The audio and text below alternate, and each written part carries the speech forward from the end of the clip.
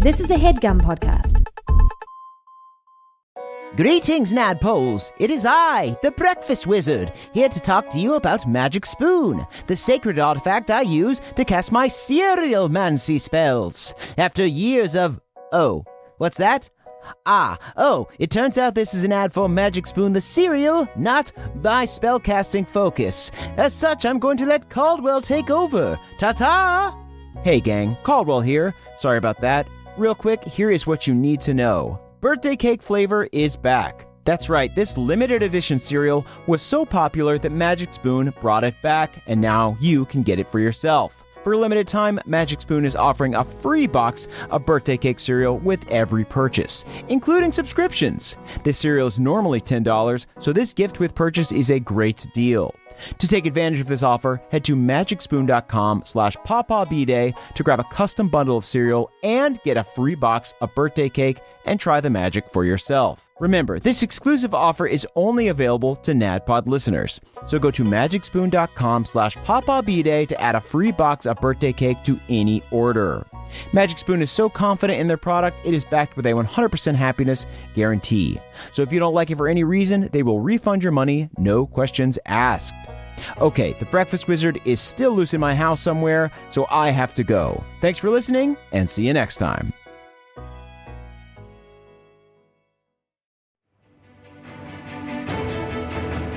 Welcome to the campaign after the campaign. This is not another D&D podcast. Welcome back to Bohemia, everyone. Bohemia. I'm your Dungeon Master, Brian Murphy, joined by Jake Hurwitz, Hard One Surefoot, Emily Axford, Moonshine Sabin, grinding, gliding, and vibing. Ooh, okay. I feel like that's like my AIM away message. Right on. Yeah. Mm-hmm. But you're not away, you're fucking on. They definitely still have AIM at the crick. Oh, yeah, we're just drowning in those little CDs. The AOL Minutes CDs. They all washed up in the crick after everyone threw them out. Yeah, that's how you make change for a brown leaf, actually. Yeah. And of course, Caldwell Tanner. Beverly Togold V lives with my friends at Gladeholm Academy and knows way too much about dragon anatomy. Ooh. Nice. Mm. Wow, 3-syllable rhyme. Very good. Or wait, 4. Anatomy Academy. That was a tough one. I'll say that right up front. I'm proud of it. I'm proud of it. I'm proud of myself. Well, no one else is proud of you. That's fair. Okay, guys. I love a joke that's just saying something mean to your friends. It's not a joke. There's no setup. There's no punchline. It's just mean. I'm actually disappointed in you, and Yeah. I think you're a pretty bad guy. Let's have fun, but let's remember to have a good time. Yeah, let's get into it. Guys, let's do a little recap. So last week, you guys received a visit on the astral plane from Salis. The Githzerai monk informed you that she had recently recalled the location of a missing divine heart on the material plane. She advised that you couldn't beat a god without some divine help, but if you could find the divine heart, perhaps you could become titans yourselves. You returned in the material plane, then braved the stormy skies of Bohemia, following the Divine Heart's coordinates to a strange portal in the sky. Hard One flung Moonshine through it like a Nerf vortex football. Then quickly followed in the Stormborn, where you found a heavenly valley full of floating dragon shrines. Bev and Moonshine investigated a gold dragon shrine, while Hard One and the crew of the Stormborn were attacked by 3 rowdy dragon teens. The dragons accidentally divulged that they'd come across chosen angels recently before being handily defeated by Hard One and Balnor. The arrival of the Chosen was confirmed when Moonshine cast a locate creature on Chosen Captain Barrett Brisden, learning that he was currently in the Gold Dragon's Shrine. You entered together, the gold golems at the entrance seemingly inviting you in. You entered a grand room with a dome ceiling and a mural painted across the walls. On it, you saw the tale of Melora and her adventuring party defeating a goblin god, splitting up its divine heart, then the subsequent adventures of a mysterious Eladrin dragon rider. After the room filled with sleeping gas, you all managed to resist it, except for Balnor. Believe it or not. Needed a dad Sleep nap. tight. Yeah. A few moments later, a gold kobold entered through a secret doorway in the wall and was surprised to see you all still awake. He introduced himself as Cordone, the butler of the Glittering Lady, and welcomed you to the shrine of the dragon god. And that's where we are now. So you guys are in the domed room with this mural standing across from Cordone, the gold kobold. Balnor is still sleeping. Can I do an insight check on this kobold to make sure that he's not like in cahoots with Brisden? Yeah, go ahead and make an insight check. Can I do an insight check on Balnor to see if I kick him onto his side if he'll stop snoring? Yeah. Okay, Jake's is actually pretty more important. He can say his first. Yeah, let's get that out. It's a 16. A 16. Great. I'm going to use a luck point, though, just so I can really nail this. You should probably use a couple because it's a DC 30. Yeah. I use a little towel and I craft a neck pillow for Balnor so he can sleep comfortably. Bev makes a little neck pillow. Hard one callously kicks Balnor to the side. I do it very gently, lovingly, just so he rests a little easier. A loving kick, Murph. A loving little kick.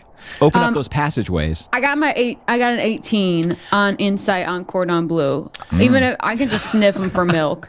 Cordon, that was a genuine mistake on my part. Cordon Bleu. Sir, how'd you like a new nickname? Okay, I sniff him, but I see what's going on with Cordon Bleu. Moonshine, you walk up and you sniff this kobold. You see, as soon as you get... But I do it in a hospitable. You do it in a hospitable way. You go up... Just like my kick. You sniff him, he reacts strangely like you're coming at him to bite him or attack him or something. And I he just want to know what body wash you use. You smell him. He smells like sweet perfume. He does not smell like milk. And you see he recoils and he goes, what are you doing?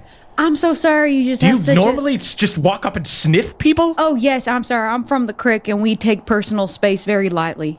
Okay, well, the Glittering Lady is the greatest legend in all of the realms. So if you could not do that when you meet her, because it would reflect poorly on you. You understand? So do more of a waft. Yeah. You know what? I'll get it from afar. Let's just not sniff I'll the send lady. my possum up to sniff her. How about that? You get the immediate sense from Cordone that this is like the overly protective assistant. Just a lot of hand gestures of being like, okay, now when we approach the Glittering Lady, you'll do a polite bow, of course, and introduce your full name. Okay. I got a real quick question, just so we're totally all on the same page. Can you point out the Glittering Lady on these murals? You see he looks proudly and gestures back to the mural, and he goes, "The Glittering Lady takes many forms. This is the Glittering Lady." You see he waves his hand up at the Eladrin with the gold hair riding the gold dragon. Yeah. And then he also gestures to the gold dragon alone atop its hoard. Okay, I had that assumption, and I'm glad that you were able there to confirm it. Thank you so much, Cordon Bleu. Yeah. I gave him another sniff. My name is not Cordon Bleu, it is Cordone. Mr. Blue, I just want to assure you that I will bow deeply when we meet the Glittering Lady. And if you could give me just a little bit of your scent, I smell a bit like sulfur is all. You all do stink of eggs here. You see, not me. spritzes a little bit of perfume in the air and shows I run you guys. right through. Yeah, Beverly does like a sprinkler. I was gonna say that Beverly does the proper fancy boy thing, which is to like walk through the mist. Yeah, you step through. Yeah. I probably get a little too excited though. Yeah. I'm going to need a couple more spritzes. There's a lot of mass to cover here. We actually don't need any more. The whole room stinks. You all stink of perfume now. We might need to bathe you. All right, real fine. quick. I create water and bathe us. You guys start to take a bath in the middle of the shrine. One big bath. And you see Cordone looks you guys up and down. Again, tiny, this little kobold, a little bit shorter than Beverly, but gold. and his scales shine brightly. And he puffs his chest out and he goes, well, you're clearly strong enough that the lady will find you interesting, but you're few enough in number that you aren't at all threatening. And he kind of narrows his eyes and looks you guys all up and down. That makes me want to prove how threatening I am, but I play it cool because I really want to meet this dragon rider who can turn into a dragon. Yeah. Pretty passive-aggressive, but lead the way, Lord Blue. Didn't realize there was a traveling troupe of jesters coming to the... Is there? That'd be so fun! Let's wait for the jesters. We do know an improv team. Yeah, that's true. I hate improv. Nobody hates improv more than Cordone. Right this way, the lady will see you. You guys see Cordone walks over to the doorway that opened up in the mural. The painting is now split so that Melora and the male Eladrin are further away from the glittering lady, the woman who was seen riding the dragon. This is like the image of them all standing around the Divine Heart, and she is like separated from them. Can I ask Cordone a couple questions about the mural? I'm sure he's got a large repository of knowledge when it comes to the history of the glittering lady. As soon as you guys enter the secret passageway, you see it's lit by torches, and as soon as you ask that, Cordone is very happy to talk about the mural. He goes like, "Oh, did you enjoy it? The lady painted it herself. She is quite the artist." Did she now? Oh, she's both woman and dragon and artist. What artist, hats does she legend, not wear? Adventurer, fighter, druid, wizard, god. Druid and wizard, huh? That's a septuple threat. Impressive. Yes, the last one especially. God, that's pretty nuts. Because, I mean, I'm an artist, but Indeed. yeah, everything. Or did you save the best for last? The lady is an artist first. I can relate. I can absolutely relate. I started painting at a young age. Is that right? Yes, I'm actually known to write a slam poem or two about the glittering lady. I turned to hard one. My eyes wide. Senor Blue, I'd love to hear them when we have the time.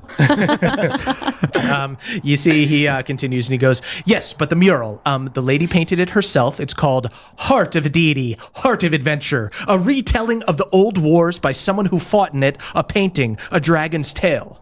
Oh, wow. You didn't even have to say. I could hear all the colons in there. Yes, there are no less than 17 colons in there. And sumptuous. Most of them are That's not grammatically correct. If you say something and there is not a colon in it, is it a title? That's what you have to ask yourself. How does my mind know where to stop? Exactly. So as you guys are walking through this passage, sort of this, dank little tunnel, a huge difference from the grand room that you were just in. But you see, after asking about the mural, Cordone goes on to kind of tell you the history of the glittering lady. And he goes, the lady is the greatest legend in all of your realm, and she has all but been erased. When savage, crude giants ruled the world, she fought to take it back for the elegant, beautiful dragons. And she would have done it too if it wasn't for you small folk, and he gestures to all of you guys, capitalizing on our losses and coming out of nowhere to weasel your way into winning the realm for yourselves. Wait, winning the realm for... So there was a time when us small folk, to borrow your phrase, were not around? Guys, go ahead and make history checks. Shout out to the two crew. It's an 11 for me. Moonshine got a 16. 16. Okay. I have been in a library recently, not to mention the powerful oral history of my folk. So, not to diminish that. This is something that you guys know the gist of, but Moonshine, you probably heard stories at the Crick about it. And also, you have the thinking cap on. You have a connection to Diowana and her knowledge. But you guys kind of know the history of Bohemia is the kind of bullet points here are gods create the material plane and they create the first people. Gods and the first people all go to war with each other, destroying the realm and wiping out the first people. The Pact of the Gods is then made, and the gods all go off to their own planes. They're not allowed on the material plane anymore. And then as humanity rebuilds, there's less magic in the world, and monsters rule it. So an age of monsters. exactly. Oh, So- what I wouldn't give to time travel to an age of monsters just to see it, just to be a fly on the wall. As soon as you say that, Cordone grabs your hand and he goes, "That's what the glittering lady wants. To Really? bring dragons back. Yes." Well, she and I have more in common than just both being hot then. So you guys also know that giants and dragons, there's less record of these wars because the kind of next generation of people after the first people were kind of like cavemen-esque. It took them like a long time to evolve. But giants and dragons battled for centuries while humanoids slowly expanded their power and influence, eventually toppling the weakening monsters who like basically made each other weak, and humans kind of came out of nowhere and defeated them. So dragons So they were sort of the wily prey that let the predators feast on each other. Yep, exactly. Then came in at an opportune moment. Yep, It's like we split the vote. Exactly. So dragons, for the most part, disappeared at that time in history, but giants continued to skirmish with humans throughout history. And you guys know this through the giant wars and everything. We met that bartender who was a survivor of the giant wars. Exactly. So yeah, as you guys are like recalling this and talking about the giants and everything, Cordone goes, "The giants might choose to be your little playthings, but the dragons always have our freedom. We have the sky." Yes, Dragonopolis. Yeah. It's actually called the Sanctuary. Sanctuary. I mean, it don't ring like Dragonopolis, but I feel like that's got something to it. The sanctuary, it's not bad. It's definitely not bad. From one slam poet to another, I think, yeah, it's... How about can I pitch this? The Sanctuary, Dragonopolis. We just arrived. Thank you so much, Bob. We just arrived at exactly the answer. As long as there's a colon in it, I'm honestly fine with it. Great, cool. The Sanctuary, Dragonopolis. You know what? Yeah, we're already arriving at just points of common interest. This is going to work out This great. is, yeah. So you guys continue traveling through the secret passage until you see a light at the end of the tunnel, and then finally hit open air.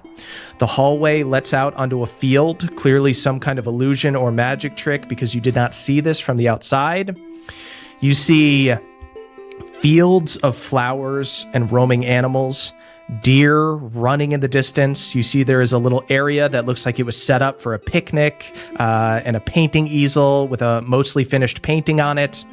Atop a hill along a cobblestone path from where you are is a castle straight out of a storybook. This beautiful stone castle with gold-plated shingles atop its roofs and towers. Above you, you guys hear the sounds of massive flapping wings. You see Cordone gasps and clutches his heart. "She's out for a fly! She's out for a fly!"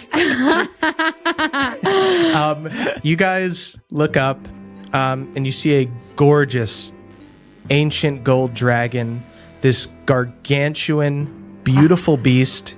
Its gold scales reflecting the sunlight.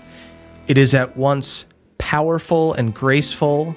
You see it float to the top of the castle, perch there for a moment, then floats to the back of the keep and disappears. And you see Cordone is weeping. It gets me every time. It's like the first time. My eye slurps back in my own tear. Beverly pulls out his Dragon Anatomy book, checks it. Yep. Closes it back. All right, good to go. Come, you must meet her. Yeah, I guess I could do that. Cordone just holding back so many tears. I'm screaming like I'm doing crunches. I gently nudge Balnor to wake him up.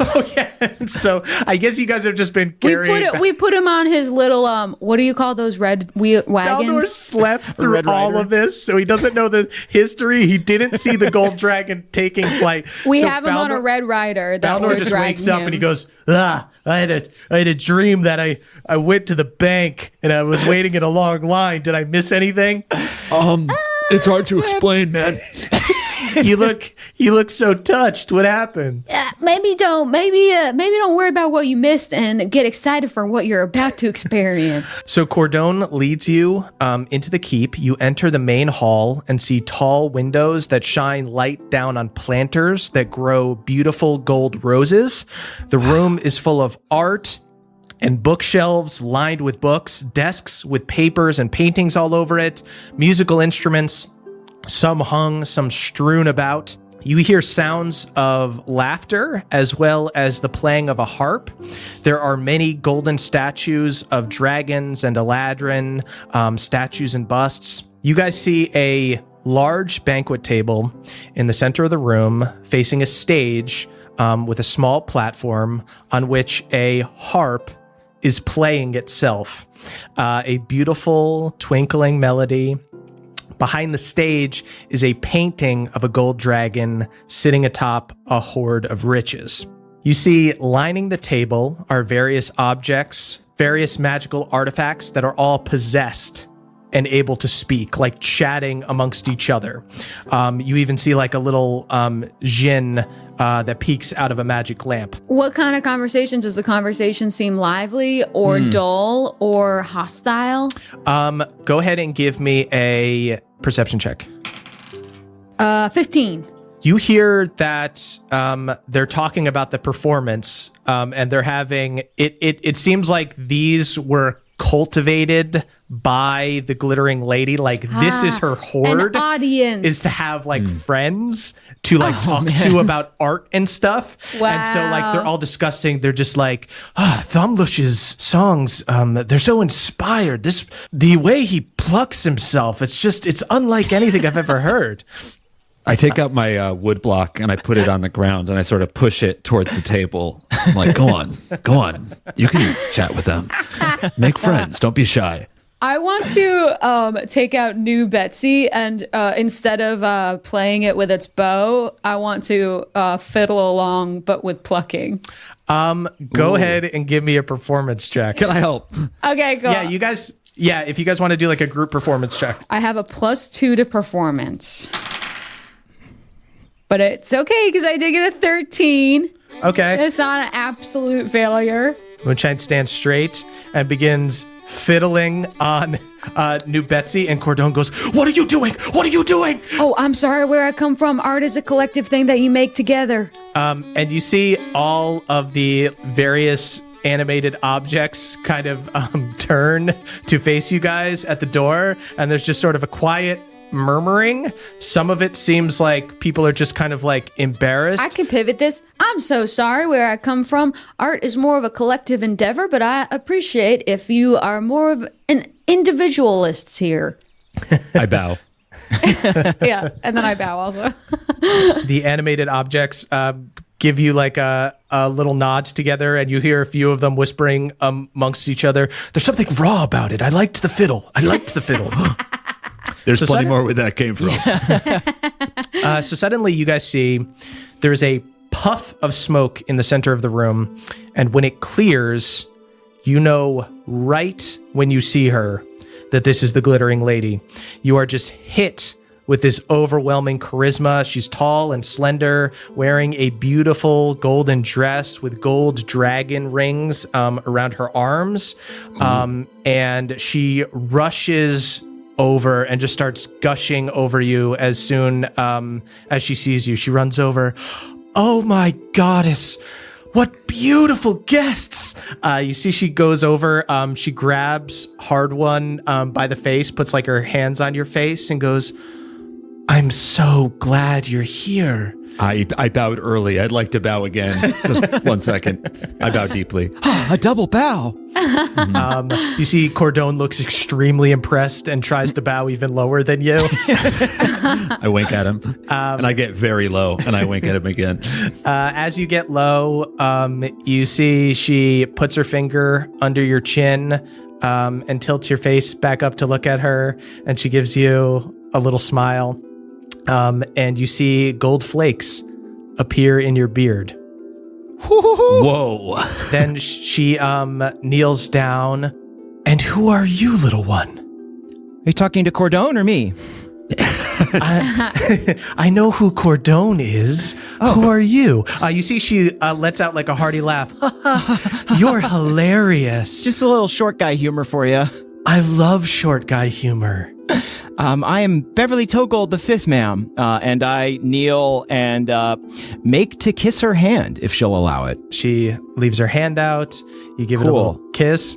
As I'm kissing it, I want to do a divine sense to see if this is Theala in disguise. Oh, good call. Whoa. Interesting. We've been tricked so many goddamn times, y'all. Trust no one. Shout out to the Two Crew friends. Tastes like gold. Yum, yum, yum. Brutal. Okay. Your divine sense is enough that you do not sense any kind of celestial or fiend. Gotcha. Okay, now that I'm more or less certain, I switch into full court mode. I put on all the pomp and circumstance and chivalry I can muster. I beam, I bow. I do 3 bows in a row. She nods and smiles at you. And then she goes over to Moonshine. Milady, lady of both sky and earth, I would like to offer you, who seems to love gold, the gold of my people. And I would like to, from my hand, conjure like a beautiful bioluminescent mushroom. Ooh. Thought it was going to be an AIM CD. Really thought it was going to be an AIM CD. She looks at it and she gasps, and immediately tears start coming down her face. And she goes, "This is a wonderful gift. It also comes with a terrarium. I love terrariums." You see, she Who doesn't? pulls you in for a big hug. Gordon, am I allowed to stop bowing if she hugs me? Your hand's just in her belly button. I look like I'm doing like I'm trying to tackle her because I'm bowing but also hugging her. Cordone, Give me the A-OK, I can stop bowing. Cordone runs over and like straightens your legs so that you're standing up, and she pulls you in for a hug. But as she squeezes you close at the end of the hug, Moonshine, you feel her heartbeat. Boom, boom, boom, boom. And in a flash, you feel a mirror of that heartbeat. Melora's. You have a vision. It's like when the thinking cap took over before. Yeah. In this brief moment, Moonshine, you find yourself in a corrupted version of Melora's material demiplane. The domain of Melora, which usually looks like a beautiful oil painting with yellows and greens and blues, is now dark with blues and grays and blacks, like the image of a storm. And in the center of the storm, you see a single piece of glowing yellow rock. And you know this, you can just sense it as being a lifelong follower of Melora. This is Melora's divine heart, flashing, Exposed to the elements. with each beat, exposed to the elements. Bum, bum. Bum, bum. You see that the world around her, this painting around her, is cracking and shifting, and from the heart, flashes of yellow lightning explode out like tendrils and pull them back. The world around you shakes like you're in an earthquake, and you hear Melora crying out in pain. Go ahead and give me an insight check. Yeah, I was going to say, what is the nature of this vision? Can I interact with this world, or am I merely witnessing something? I got an 11 insight. 11 insight. You know that the last time that you had visions because of the thinking cap, that you were able to interact with them. And you can tell even without an amazing insight roll, right now you're like a little flustered and everything, but you see that Melora is holding the material plane together. Like everything you guys are experiencing out on the material plane right now, everyone has to be in this protective dome up in the sky, and there are still earthquakes. The earth is like shattering. That being said, people have generally been kind of safe And in this moment, you see that Melora is essentially sacrificing herself Melora! to keep the planet together. Melora, are you doing this all on your own? You hear distant wails of pain, and you hear her speaking in a strained voice. I can help you. We can help you.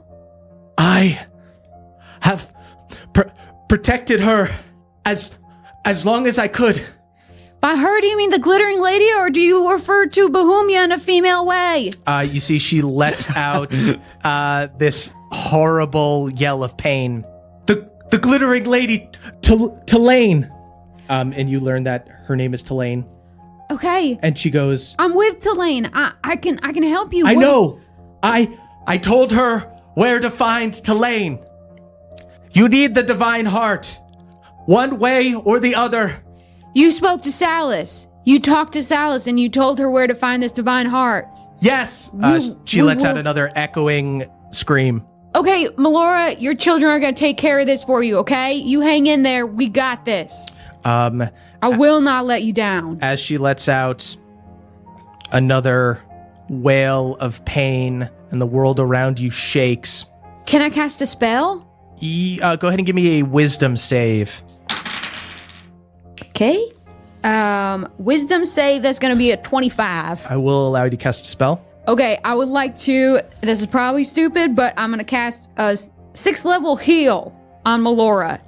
Holy shit. Oh, cool. Moonshine, you hold your hand out and walk over to the divine heart, the one light in this dark place, and you cast an extremely powerful heal spell, and you see that the world stops shaking quite as violently, and you don't see any kind of corporeal form of Melora, but you hear her voice now more calm and straining less, and she goes, Thank you, my child. Of course, Melora, I will see this right. You will not have to do this alone. I know. Moonshine, you, in a flash, wake up in this hug. And it was only like a moment. Hi, Tulane, I just saw Melora. In your embrace, I was transported to a realm with Melora. She's not doing well. She is exposed to the elements. I gave her what power I could, but she wants us to have that divine heart because until we set things straight, she is going to be dragging herself ragged so that she can hold Bohemia together. As soon as... I know we just met. This sounds like the ramblings of a crazy person. I'll take a drug test. Well, okay, I'll probably fail it. But She'd fail the drug test, yeah, but we'll take it. You see, she looks absolutely floored and kind of drops the act of being this super peaceful, enlightened Eladrin for a moment, turns to everybody at the table and goes, Could you give us a minute, please? And you see they all start flying away and going into different chambers. I put my wood block back in my pocket. I did not mean to speak politics in front of, I don't know who they are to you. It was a very visceral experience and I wanted to make sure it came to your attention with the gravity it deserved. She nods and you see she looks kind of dumbfounded and she goes, No one has called me Tulane in a very long time. Is that on purpose? Have I violated something? No. She called you Tulane, so I thought. Yes, that is... My name is Tulane. Cordone, leave us for now. You see Cordone bows and goes off down the secret passageway. Ciao, Mr. Blue. He nods curtly. Monsieur Blue. Tulane takes you guys and sits down at the table, and she goes, My relationship with Melora is complicated, to say the least. I was in an adventuring party with her and another Eladrin named Ariox. Together, we defeated the goblin god Bargravik, and afterwards we were skeptical of creating another god, so we split his divine heart in 3. Each of us swearing to protect the realm without imposing our will on any of its creatures. But in the end, Melora was the only one responsible enough to keep her pact. Everybody go ahead and give me insight checks. 14. 16. Okay. Bev, you see as she mentions Melora being the one responsible enough, there's just like a hint of disdain in there. And then you see after that, she kind of goes back to her performative self and she goes, "But me, I fell in love with the beauty of dragons and believed the world would be better if it were filled with them." It's hard not to. Yes, of course. And their numbers were being dwindled by evil giant hunting parties. What other choice did I have? I had to side with the dragons. I think that I understand that feeling. I sided with dragons in a war against giants. And while we were busy killing each other, humans built their empires and, in the end, defeated us both.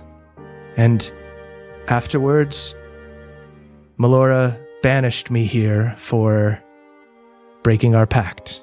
And years later, I hear Ariox broke our pact as well, but eventually gave his piece of the divine heart back to Melora. Well, I just saw Melora, and the sense I got was that she still trusted and still loved you. Moonshine, as you say that, you are starting to understand the situation a little bit more. Melora said that she was protecting her. She says that she was banished. You see that there's probably a little bit of truth to both. Yeah. But that if Tulane lost the war, Melora probably could have killed her. You know what I mean? Yeah. Like this is not someone who looks like they're totally backed into a corner. But you see Tulane goes, "I don't like hearing that she's hurting.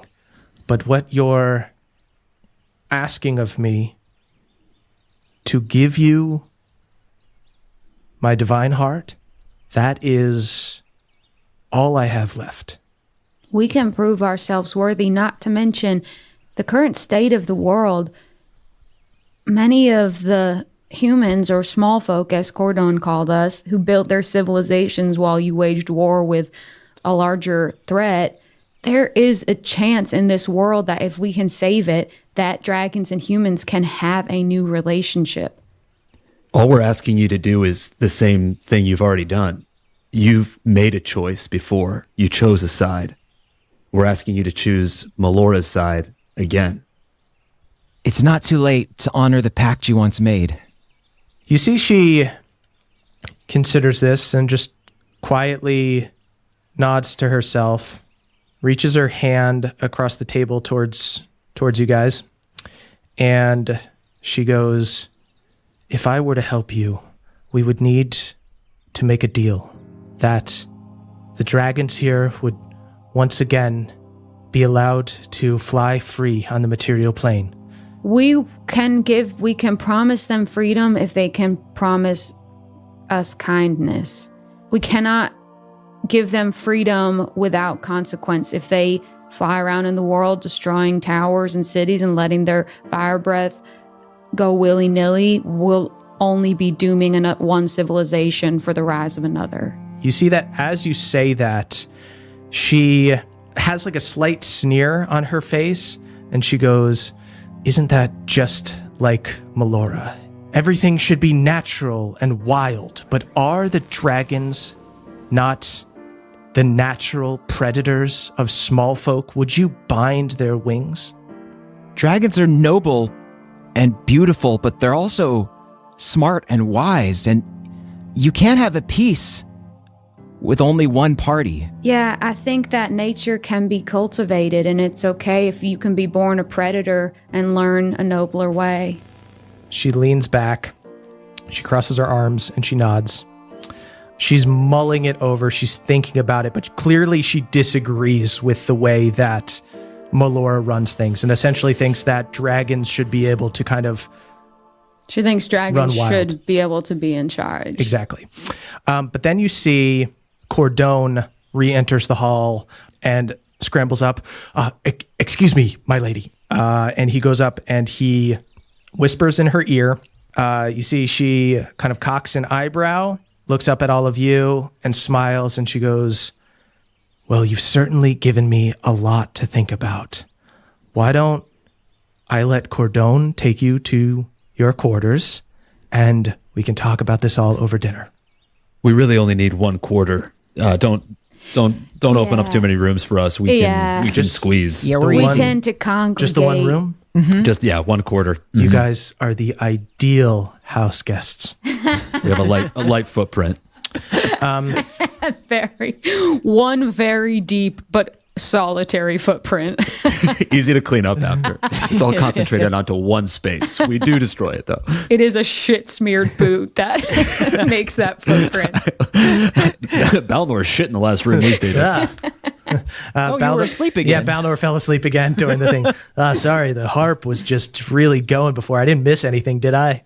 Yeah, we'll catch you up. All right, good. Yeah. I'll compose a poem about it. So Tulane walks over to one of the chamber doors, opens it, and goes down a different hallway. And Cordone leads you guys up through like a tower to another level and takes you to a room. You see he opens this large oak door and you guys see a beautiful room filled with gold finery. It's honestly, it's pretty, but it's a little tacky. The bed has a gold canopy and matching sheets. There's a warm hearth and a tall window that looks out onto the gardens outside. It's a beautiful sunny day.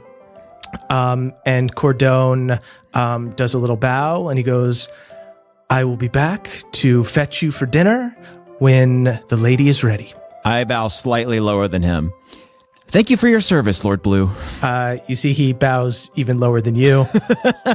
I get fully perpendicular. You see Beverly and Cordone are essentially planking next to each other. Are they going to bed now? What's going on? And then while Cordone is just full on his stomach, head all the way down, just skitters away on his toes and his claws. Oh, he's good. Leaving the room. And he closes the door behind you guys. I checked the bathroom. Beautiful gold toilet. Beautiful. Thank you so much. I was hoping. That is true. Can I crack the window open? Yeah. And could I cast Beast Sense on Handy Andy? Yeah, I would allow that. He's like your familiar kind of. I want to send him just to poke around, to stealth around and just look for Chosen. Because we know that Bear Prison is in here. Yes, and nobody has mentioned anything of Yeah, it. so I want to send Handy Andy to try to find Barrett Briston. Okay, so you're sending him out the window? I was just going to crack the window, let him skitter down the wall. Great.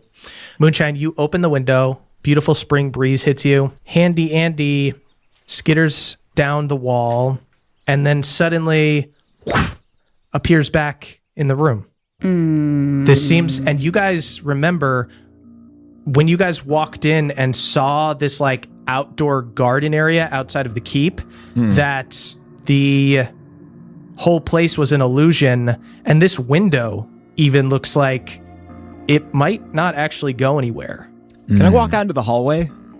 Bev, as you go to open the door, it is locked. Oh! And you hear Cordone on the other side go, not yet. The lady is not ready. We can't have you just We're hungry. waltzing around the castle. Cordone, we're hungry though. And you will wait for dinner.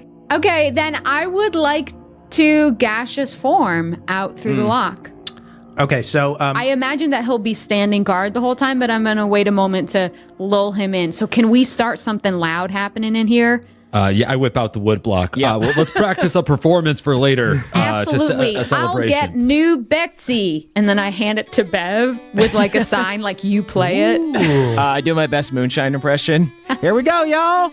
Wow. Bev, I don't know why you're talking like me because I'm actually going to quietly play my fiddle, but you can talk if you want. Just trying it out. Sorry. Yeah, no, it did sound good. It did sound good. Sweet. That sounds amazing, you wily little crick elf. Bev, I'll say, go ahead and do a performance check to match how Moonshine was playing the fiddle before.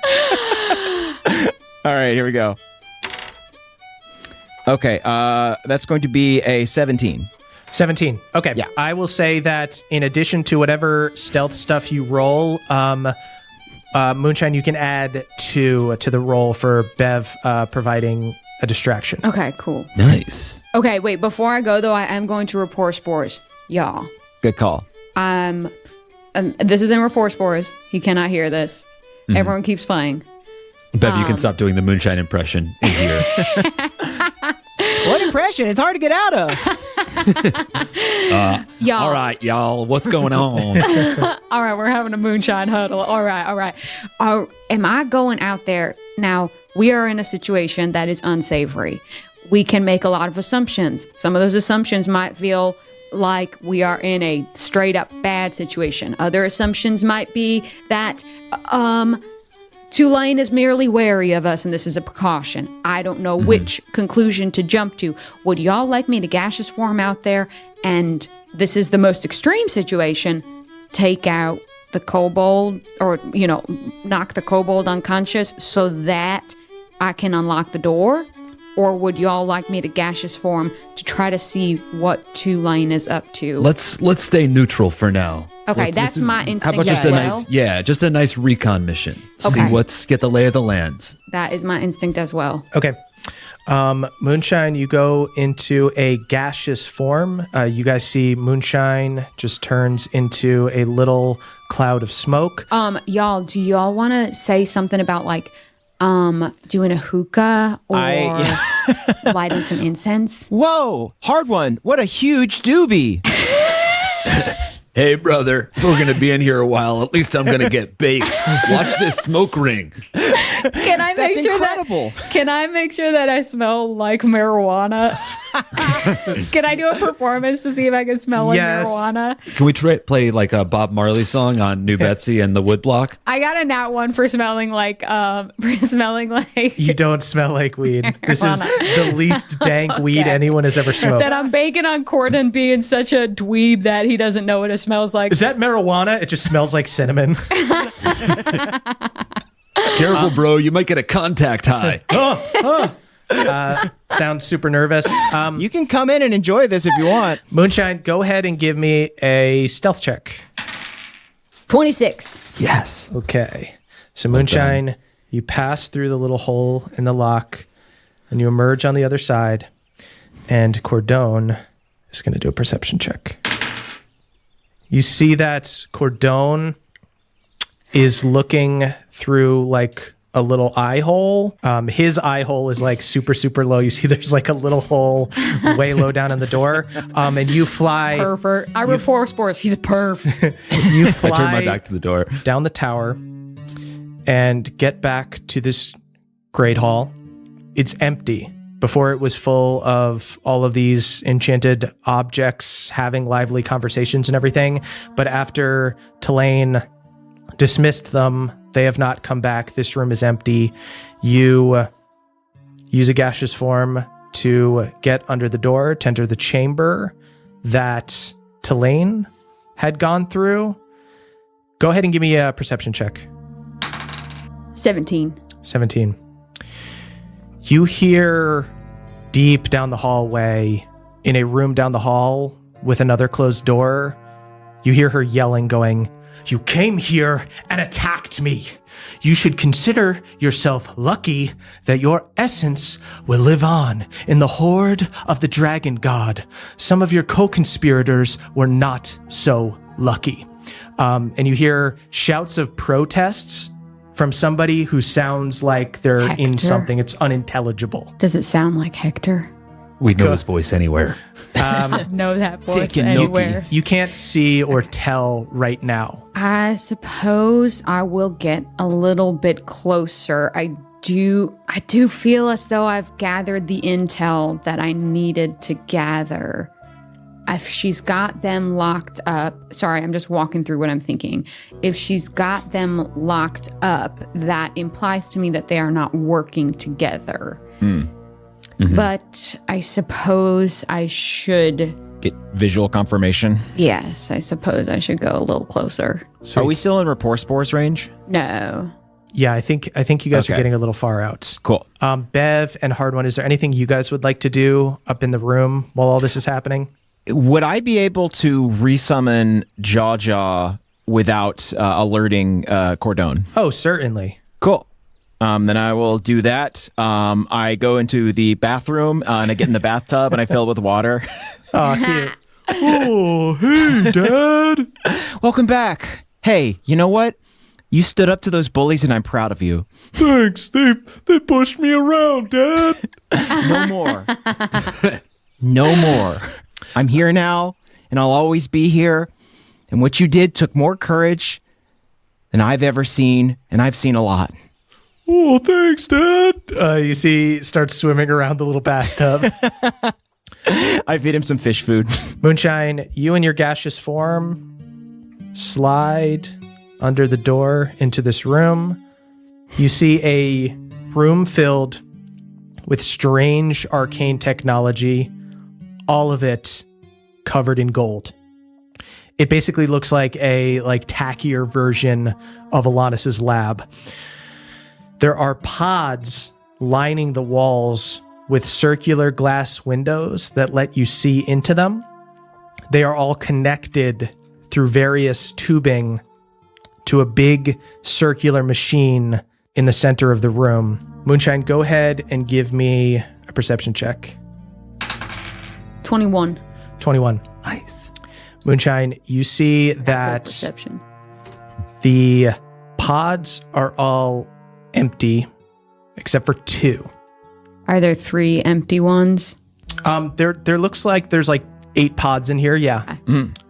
You see 2 of them are full. You see Barrett Brisden is banging on the glass. You see he looks malnourished and sweaty and messed up, and he's banging on the glass.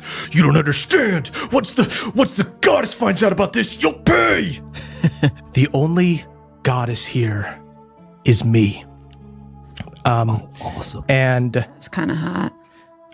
Moonshine, you see another person banging on the pod next to Brisden.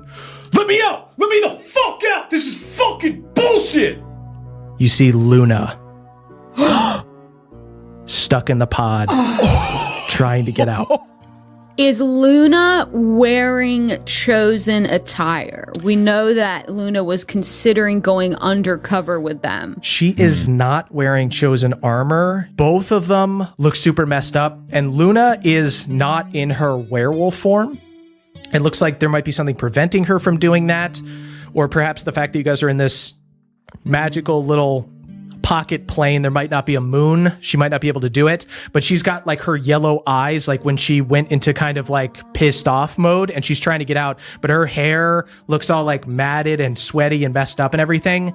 And you even think all of Theala's followers disappeared when she did her Yeah. big thing. These guys... Luna doesn't have wings, right? No. So that would mean that she didn't. But Barrett Brisden did. You get the immediate sense these guys probably have been in here for weeks. Okay. Oh. I get the fuck out of there and I head back. You gaseous form back under the door. You hear the banging of the pods continue to go. You also see she had the genie there that you guys had seen when you guys first went in the room. And you see as you're leaving, she turns to him and she goes, Elzebor, we'll do this one today. And I'm going to roll a pure luck check to see if she decides on Barrett Brisden or Luna. You know what? Let's have who wants to roll? Not I. If no one wants to do it, I will do it, but I would not offer my... Emily, you do it so that you can rub it in Murph's face when you roll the right one.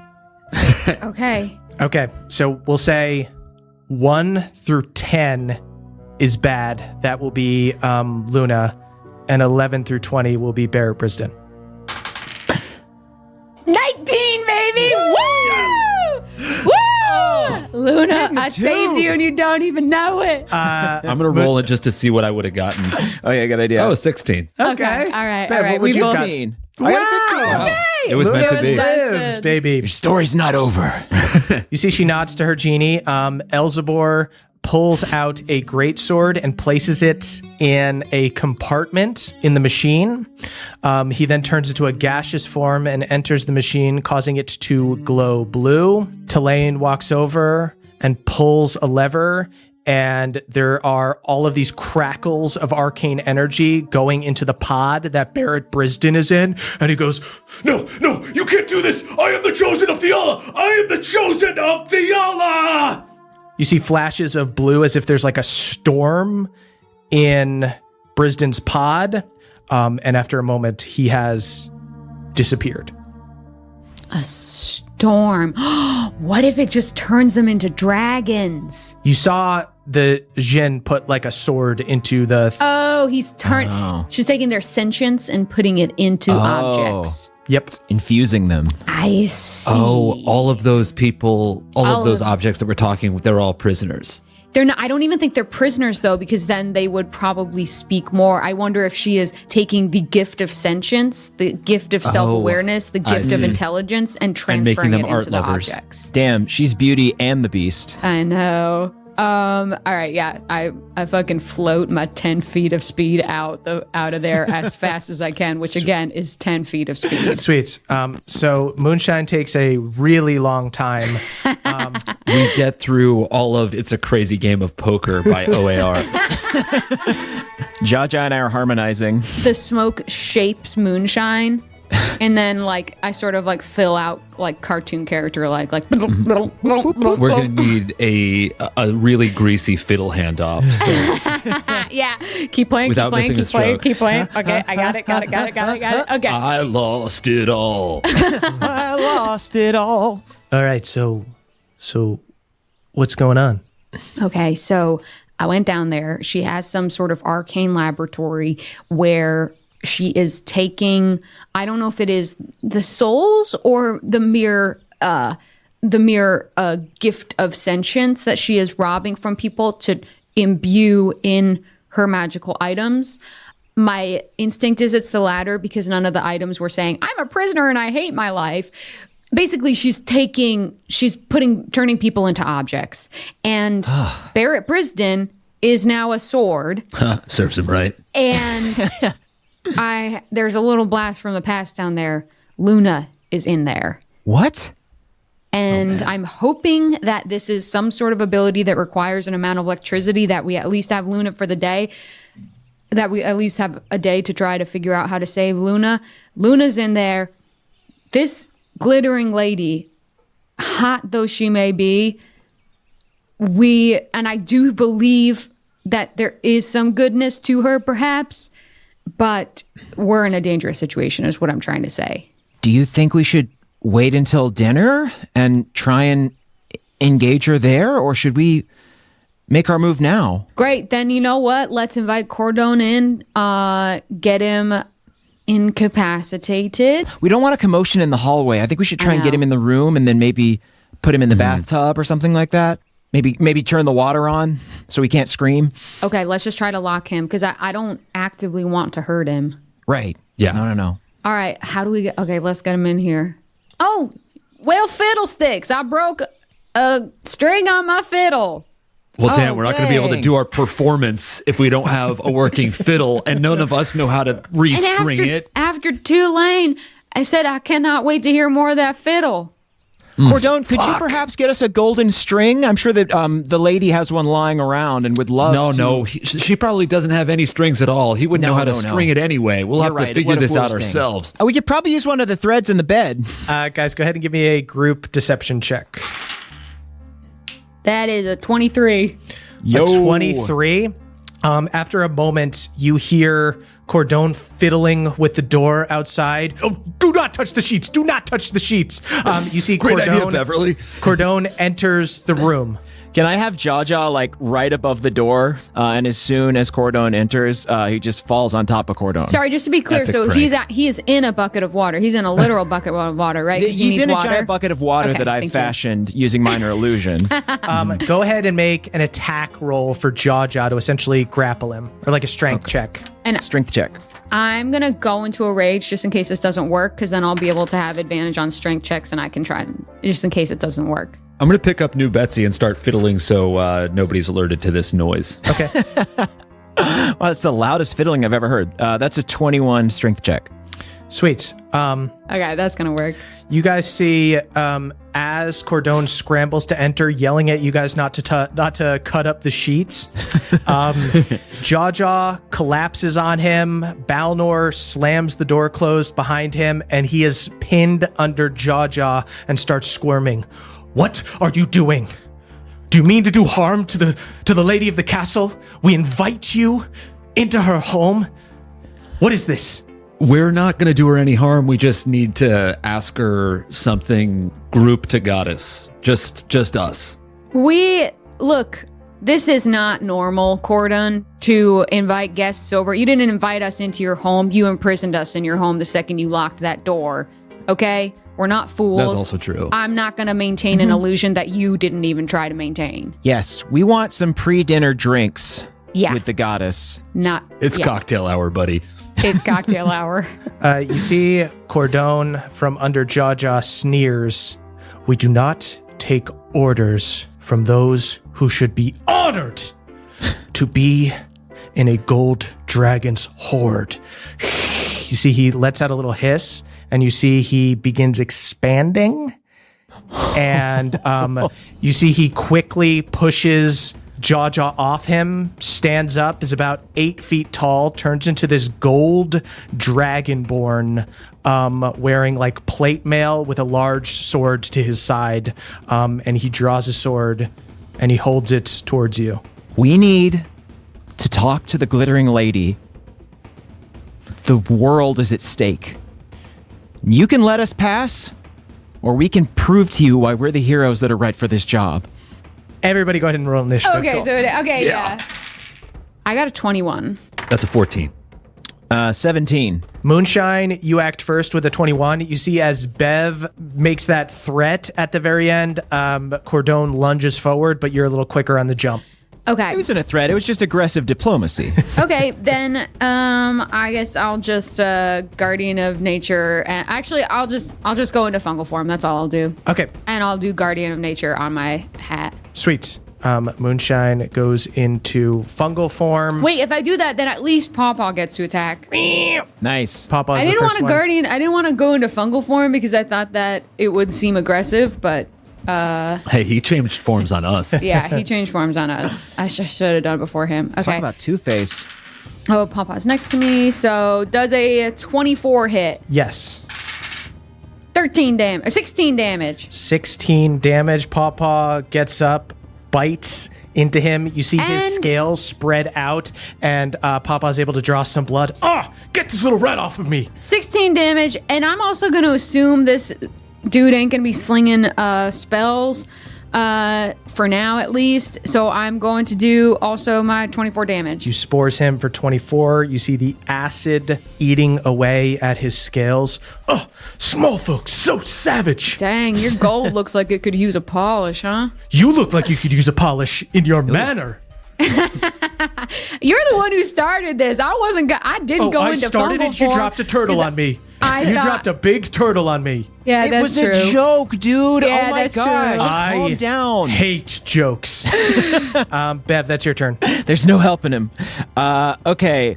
Yeah, I think I'll try to, since we're all in a small room and there's not a lot of movement needed, maybe I'll see if I can get Jaja to press on him again to give me advantage on attacks. Okay, so yeah, he's just helping you. Yeah, Just help action. great. So Jaja drops down on him again. You know I hate that. Oh my gosh, you fell for it twice. It's hilarious the second time. Okay, does a 25 hit. Yes. And I'll go ahead and do a second level smite on this one. Great. Cool. That's 17 on the first hit. Cut into him. Burst of holy energy. The wings on Bird Slayer extend out, and I say, well, you're not exactly a bird, but you'll have to do. I hate birds. Wow, I'm a bird owner. On this, we are united, my friend. Yeah, seriously, why didn't you just side with us? Why'd you have to Especially be doing crows. weird arcane laboratory shit? That's a 30 to hit. Hits. 15 more damage. This is hard because he was so cute when we first met him. He's Yeah. still pretty cute. He's very charismatic. Now he's just tall and handsome. So he's kind of hot. Yeah. Is he still wearing his butler outfit? Did it stretch with him? He just has a little bow tie, but the rest of him is, Whoa. he does look like a So dragonborn. he looks knight. like a giant gold stripper right now. Yeah, sorry to specify, but actually what I'm seeing is he still has a bow tie and a cummerbund. Everything else went away, Yes, but the exactly. cummerbund is also still there. He is so proper. He doesn't even know what a stripper is, so it is completely lost on him. What are you talking about? Shit, Moonshine, welcome to your bachelorette. I look like a gentleman knight. Yeah. I'm a gentleman knight. Does he look like a draconic Channing Tatum? How dare you? He does because he's buff. He's going to go ahead and take. Channing Tatum's most identifiable feature. Yeah. He's buff. If you're buff, you look like Channing Tatum. He's going to take a couple cracks at Bev. You see, first thing he does is bonus action. You see, he holds his sword out, and it begins glowing with a gold aura. Looks like he has some kind of smite thing. Oh, sick aura. I will show you how to fight with class and honor. Damn, look at that hip movement. Swings on Bev. I don't know how a dragon can have abs, but he does, and I love it. First one is a 20 to hit. That misses. Nice. Misses. You block with your sword. Bird Slayer gets in the way. He sneers as he gets close to you. That is a 26 to hit on the next That's attack. gonna hit. Okay. I'll just get all the attacks out at once. And the last one is a 24 to hit. So he hits twice. Jaja rushes to my aid, and I tell him to stand down. I'll take the hits. All right, Dad. I don't like to see you getting bullied. This isn't bullying. He's dancing for me. This is a private show. Across both attacks with this smiting thing, he does 67 damage to you. Whoa. Oh, Jaja, be ready next time. All right, boss. 67. 67, yeah. Hard one, that is your turn. You, the smallest one of all. Easy does it. I might be a little smaller than you, but I think I'm at least twice as sexy. I'm gonna sashay with my hammer spinning around, and do sort of like hold it like a baton, do river dance towards him, and then swing 3 times. Nice. 30 and a 32, and then the other is a 19. Does a 19 hit him? They all 3 hit. oh, 19 does hit. Interesting. So that's 71 damage. Damn. God damn. Yeah. Yeah, you see he has his armor. It looks like he's wearing armor, but his scales are just so thick. Hard one. You smash your hammer into his chest and you feel it cave a little bit. And you see it spread and you see a little bit of blood coming out of his mouth. Not so sexy now, are you? Unrefined, but effective, I'll admit. Delightfully tacky yet unrefined, yes. I'm going to bet on our diplomacy and hope that I don't have to use my second action surge against the glittering lady. So I'm going to use it right now. Okay, yeah, you surge, and I'm going to hoard my spells because I am a Yeah. little spell poor and a little nervous. Okay, that's all 3 of those are also going to hit. That's a 26, a 30, Jesus. and a 22. Okay. 66 damage. Ooh, you see, he goes from looking very tough to looking not on death's door, but injured, breathing heavy, blood coming out of the side of his mouth. That is Balnor's turn. Balnor will go at him. A nice mature stripper. Balnor hits twice for a total of 29 damage. Show him how it's done. And that is back around to Moonshine. Okay, as I said, I'm not spell poor, but I feel like we may need some spells, so I'm just gonna keep attacking. I am going to rage because my hat is concentrating on my spell. Okay. Dope.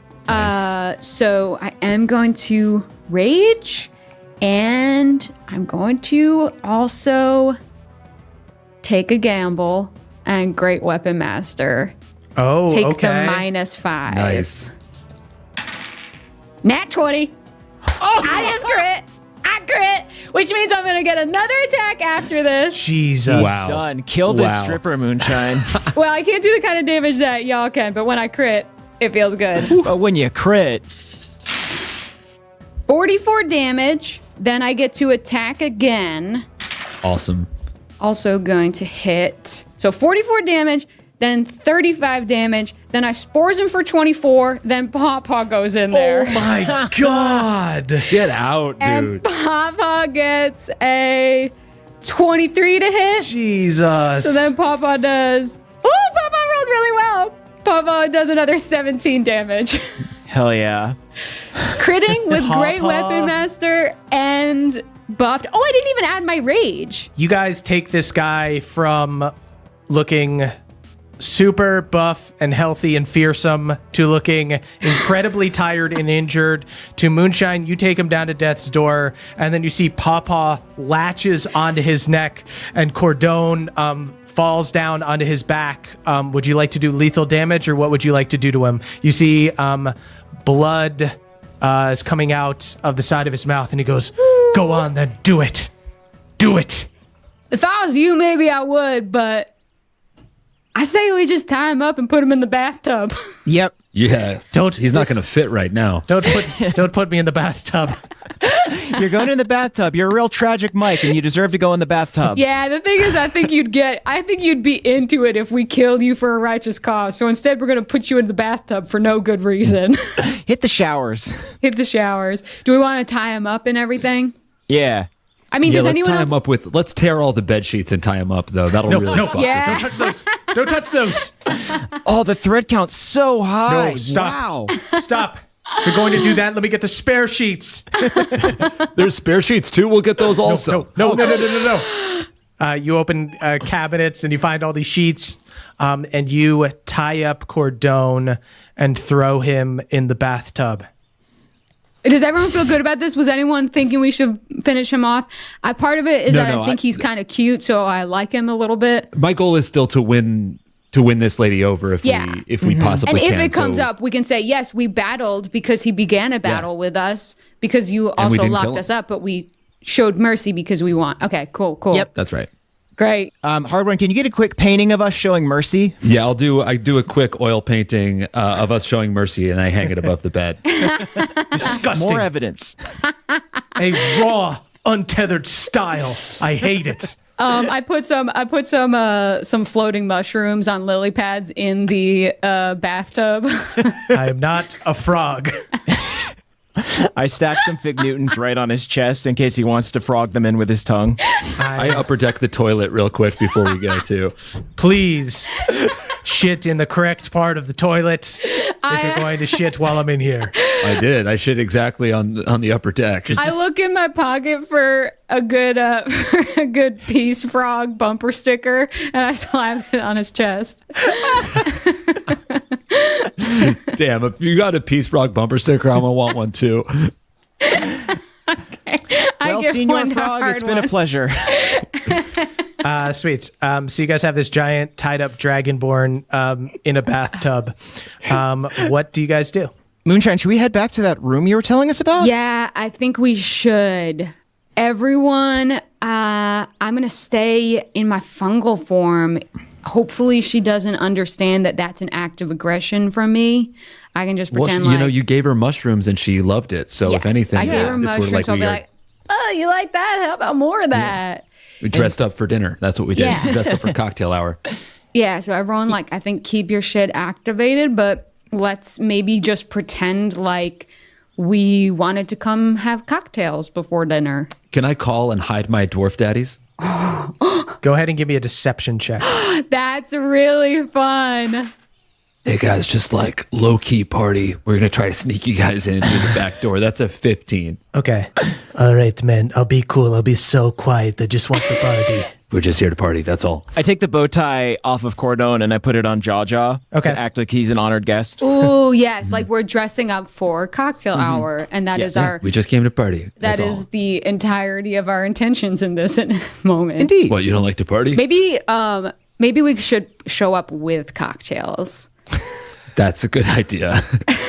Maybe we show up with mixers. And like a light buzz. Not like we're not out of control, but just like I want to show up a little loose. Okay, we get like Yeah. a little crick water Like socially going. lubricated. Yeah. Yeah, let's look for some vessels so that we're showing up really as in disguise as I possible. huff the cocktail a little as we're brewing it. We got to make sure it's good. Okay. So yeah, I guess let's go to the place where she was. Sweet. Are you guys stealthing or being sneaky or rushing? What are you guys doing? This may be wrong, but I don't know, y'all. I do still kind of believe in the diplomatic angle. If she had turned Luna into a sword, maybe I wouldn't believe in the diplomatic angle. Although she is going to killed turn. one of our enemies, yeah. Yeah, she killed one of our. I don't know.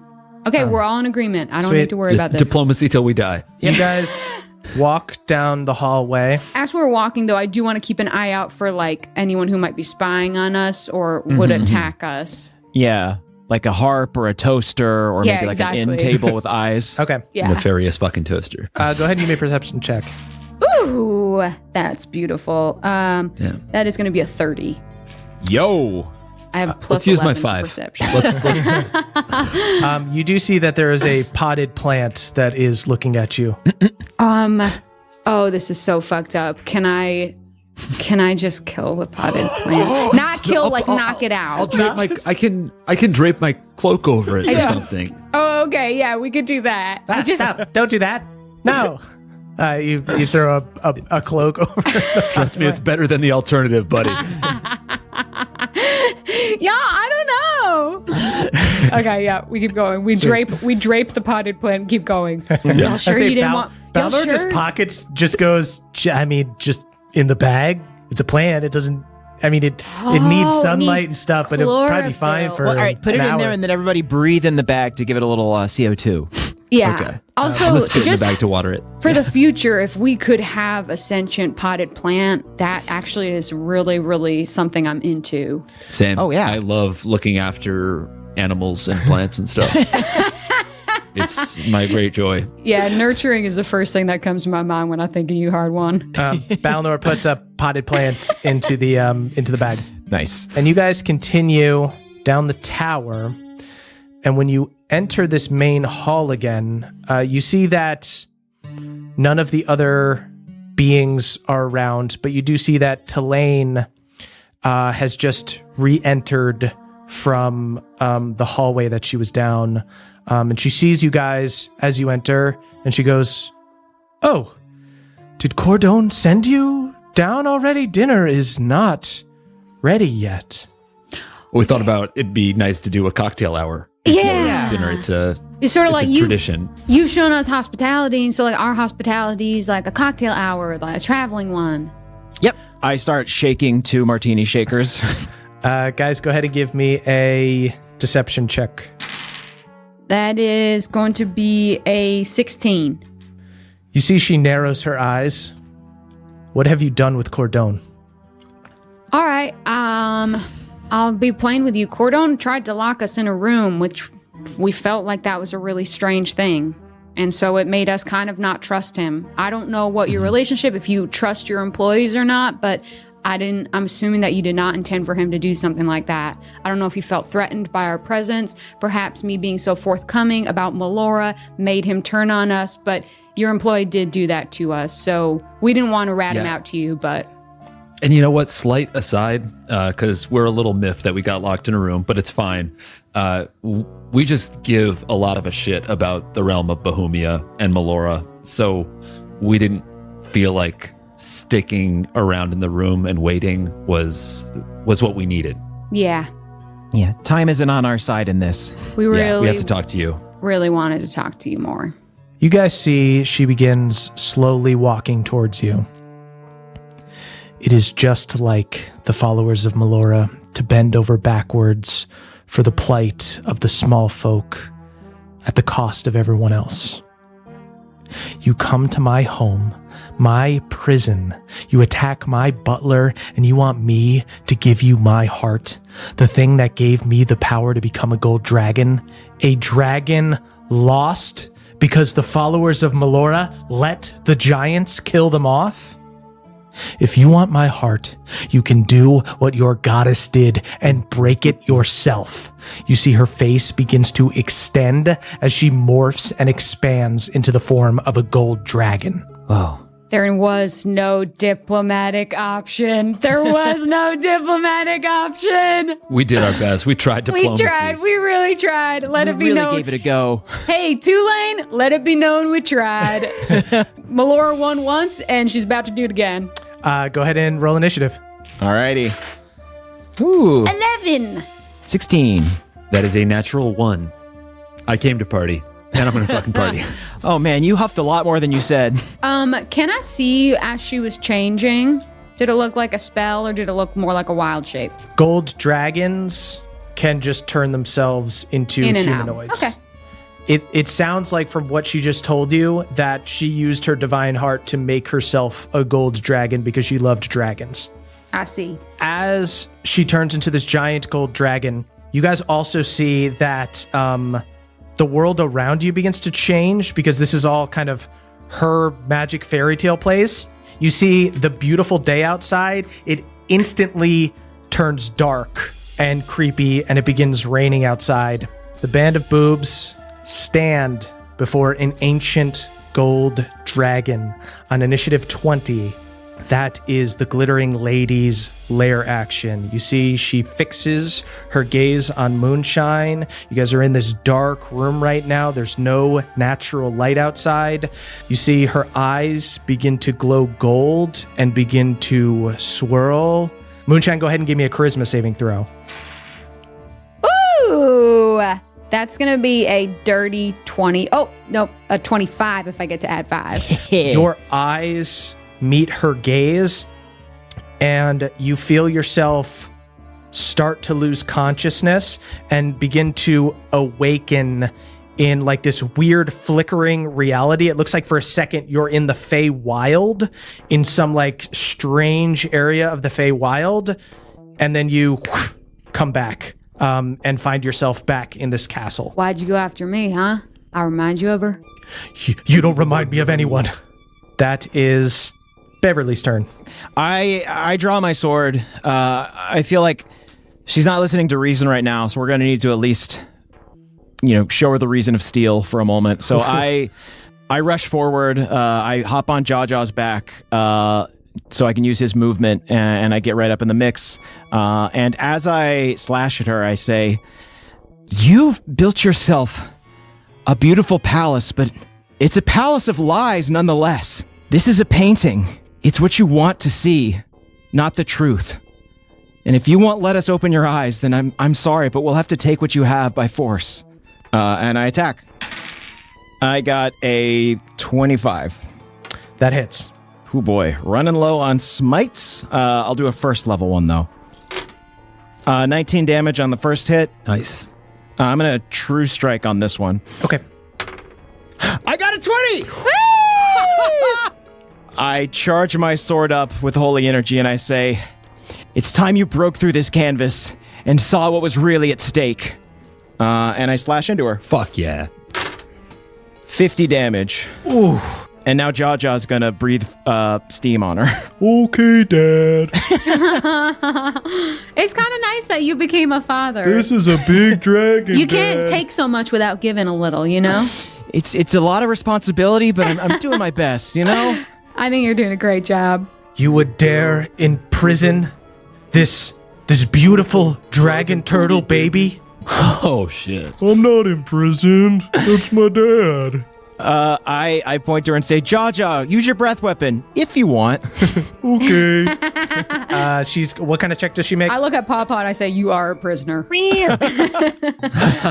It's a Constitution saving throw, DC 13. Probably gonna pass this. Yes, she passes. Cool. So you chose not to. I respect that decision, Jaja. I tried. I think she still takes half. 11 damage. Sweet. Can I take a bonus action real quick? Yeah. I'll just go ahead and cast Shield of Faith on Moonshine. Sweet. Woo! What's that mean? Just +2 AC. Ooh! Cool. Shout out to the 2 crew twice. Because that's my new AC. As Bev holds his hand up and puts a holy shield in front of Moonshine, you see the gold dragon sneers. You're all friends now, but just wait and see what happens when you have to start making difficult decisions. When you have to choose between your friendship and the world and the things you believe in, and maybe then you won't be shielding each other. She's going to flap a wing down as a legendary action. Just says that and then tries to smack you just stupidly with a wing. Anticlimactic! Shut up. Dragon beats its wings. Each creature within 15 feet of the dragon must succeed on a DC 25 saving throw. So it's just Bev right now because Bev's the first one who ran up. Dex saving throw. Dex. Okay. Oh, great. I get to use my shield on this. Nice. Yeah, so you hold your shield up and you use it to try to block the wind that's coming at you. Just a 21. A 21. Not enough. Jaw and Bev are blown back by the force of this massive wing. You guys hit the ground hard for 18 damage and skitter across the floor and land like at Hardwon and Moonshine's feet. That is the gold dragon's turn. I've set you up now to smelt you into beautiful golden figures for my garden. You are making this hard to work with you. Real quick, how do I check to see if concentration holds? It's half the damage? Half of the damage. So that would be 9, and I got to roll a con check against 9. Okay. I got a 14. Great. Yeah, 9 you're damage. good, yeah. Great, I'm good. Okay. So, Bev, even though you're knocked down and injured, even though you feel yourself hurt, you hold your hand up and maintain the shield on Moonshine. It appears as a little spectral bow tie right on her neck.